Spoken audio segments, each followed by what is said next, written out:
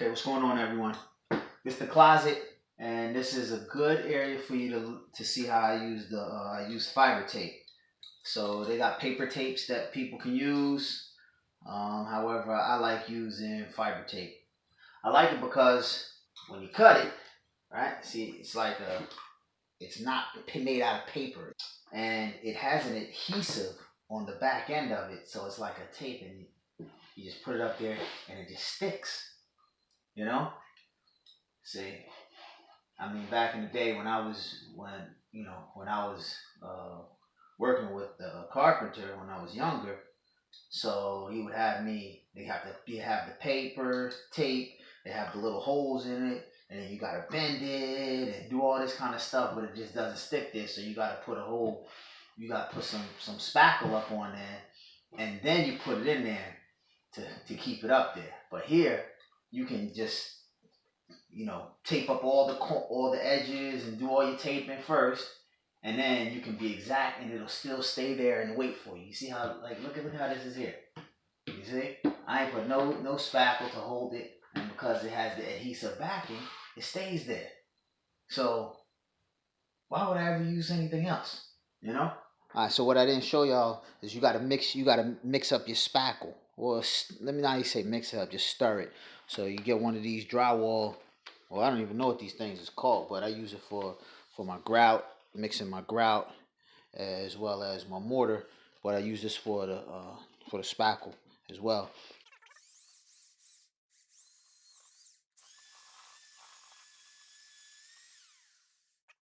All right, so I got my spackle, and now I'm about to put it on this one. So just get it on there.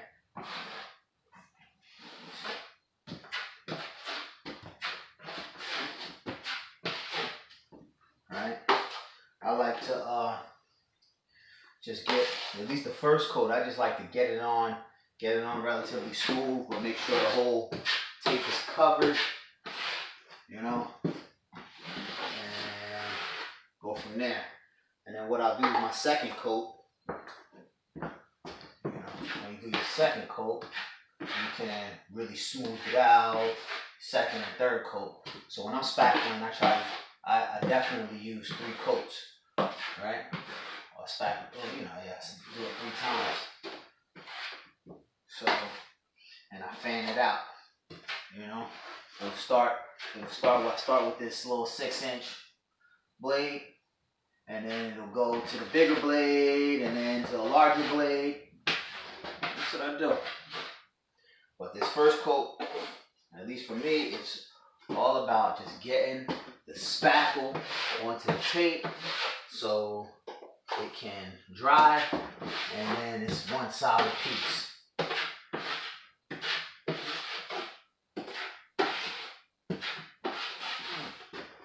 Okay, so now when you spackle these screw heads, remember they're just below flush, right? It's a little bit, and then so it's real easy. Boom, done. See that? Done. First coat of sheetrock. Spackle. Got all the taping. Got all the taping in. You can still see it's a little wet right there. Next, I would apply another second coat, the middle coat, right? I would apply it with, this is a 10-inch spackle knife. So now remember, I have a 6-inch one. Now I have a 10-inch wide band of spackle. Once this is dry, this is the middle coat. Instead of using sanding, just put it on here and you scrape it like this. Just to make sure there are no ridges or anything that's sticking out. The reason you're fanning it from 6 inches to 10 inches to 12 inches is you can't feel where the joint is.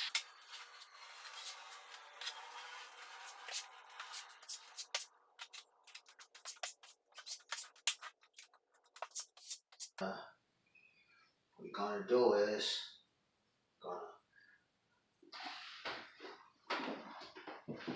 So now you can see I did the middle. So now I'm gonna go back and just like do the edge. And I point it a little bit more towards this edge, or lean it a little bit more towards this edge when I'm doing it down here. So see, so this is like a little slant. It's like a little bit slanted, right? And then I'm going to do the top part, and I'm going to slant it a little bit towards the top.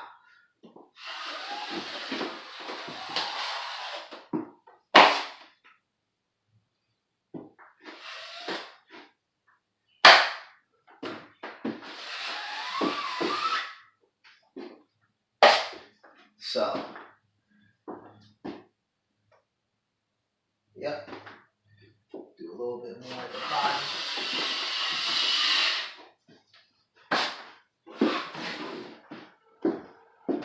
There we go. See, it's fanned out even more. Alright, so right now, putting on everything for this.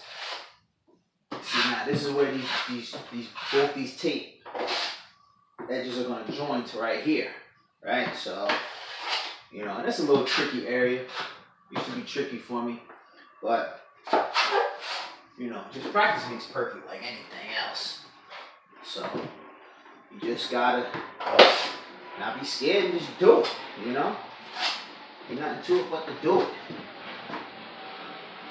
Okay.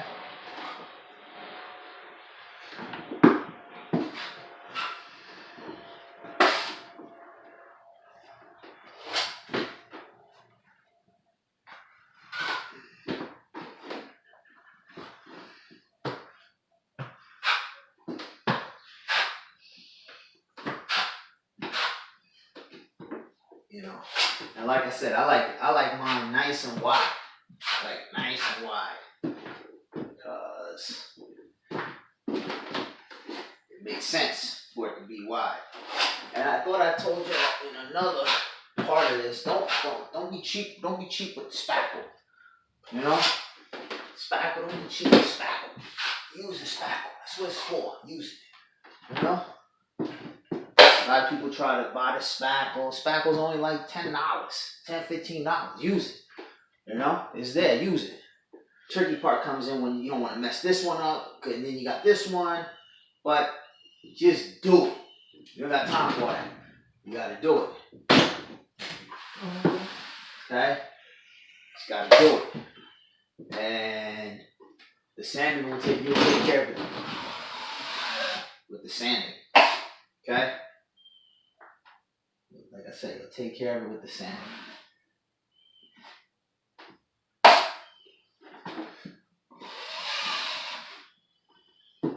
Okay, there it is.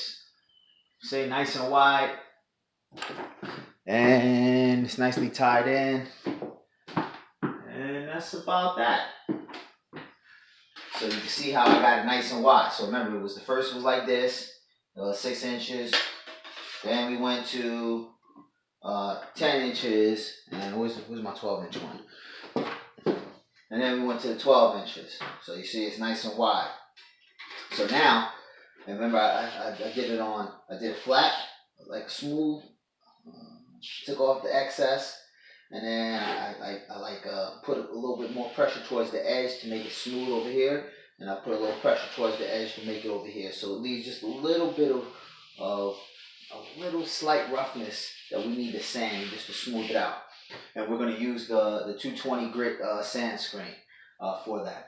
All right. So just so you can see close up, so you see how it's relatively smooth up on top, right? So just a little bit of detail, and then it gets a little bit rough in the middle, right? And then when you get to the bottom, it gets smoothed out. So that's what we're going to be using the 220 sand screen. This dry sanding is a messy job. You gotta have goggles. I wear splash-proof goggles, so there's air that comes through, but it gets vented. I wear a hat Make sure the hat's covering my ears, right? That'll cover my ears. And then obviously you gotta have a mask on. Okay? Okay. Alright, so 220. And what you're doing is you're smoothing it out.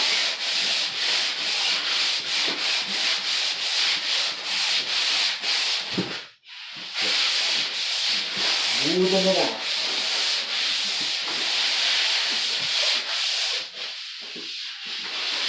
Yeah, that's how you want to feel.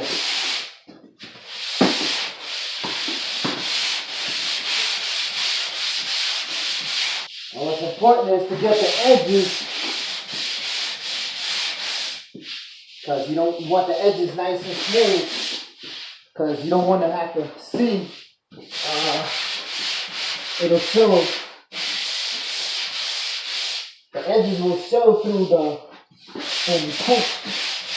So it's important to get the edges.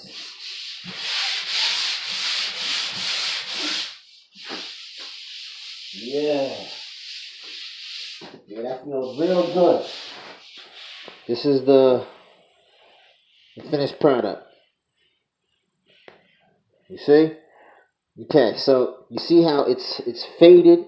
It goes from the sheetrock or drywall, and then it starts fading into the spackle.